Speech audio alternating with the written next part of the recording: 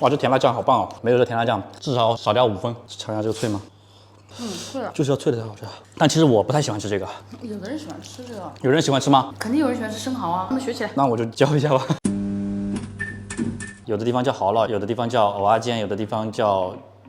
反正就是各种各样的都有，中国的南部地区啊，包括台湾省啊，都有非常多变种，所以我都有点不太敢做，怕大家说，哎，这个跟我不一样。反正就是千万不要杠我，好吧？2瓶是26，还是有点小贵的。水里面稍微加点盐啊，洗一下生蚝。我们以前去玩的时候，还经常看到他们在那里敲，外面买生蚝会有蚝壳连在上面，清洗的时候把这东西去掉。生蚝这个东西啊，小摊贩会把它打出来，女人美容院，男人加油站，其实没什么卵用啊。不过这个生蚝它还是比较富含锌元素的，提升你的精子质量啊，还是有一定的好处。什么壮阳的功能都是扯淡的。这个是不是有点超纲了？他们用不到吗？对不起。准备一些配菜，蒜苗，我们那边就叫大蒜，你们叫什么？这个是最常见的，我们切一些，放一边备用。也有的地方是韭菜，我们也切一点啊。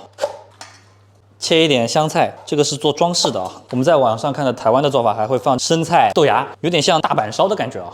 来熬一个酱料，最常见的蘸料就是鱼露和甜辣酱。我们这里再熬一个稍微复合一点的酱料，这里大概是250克左右的水。金兰油膏，我们之前教卤肉饭的时候用过这个，20克左右。番茄酱、海滴甜辣酱，这个是厦门的特产啊。再来一点生抽，这个配方啊，就是每家人真的都不一样，所以不要强求说它一定要一模一样。鱼露这个东西一出来就感觉正宗，少来点胡椒粉。看它的颜色啊，棕咖色的感觉。白砂糖少来一点啊，水淀粉一点点勾芡一下。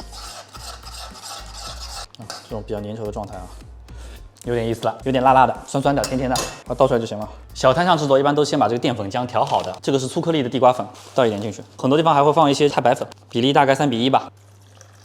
粉和水的比例大概是1:1.5，它是这种比较稀的这种状态的水啊，还要加一点盐和胡椒粉，增加一点底味啊。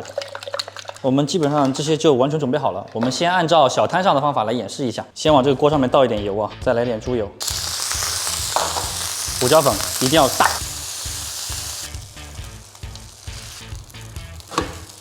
翻不过来。有没有特别大的毯子这样翻面的啊？我是不是太贪心了，搞这么大一个？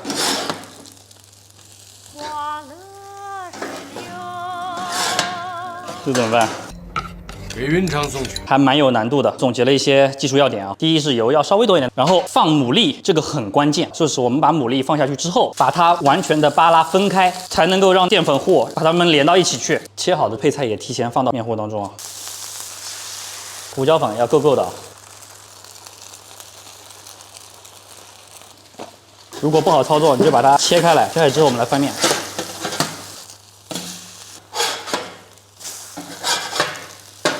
把它盛出来，生蚝一定要煎到这种有点焦色啊，浇上一点酱料啊。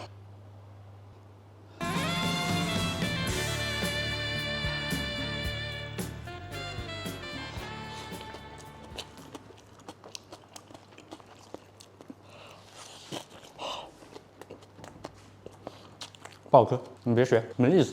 最后调一个厦门吃到的配方啊，跟之前的有点不太一样。粉浆是比较粘稠的，加一点点糖，让它更容易焦化。海蛎里面放上青蒜，把它稍微的拌一下，把我们这个调好这个面糊倒进去，轻轻的搅动它。这个配方里面只有地瓜粉，别的什么都没有，这样就可以了。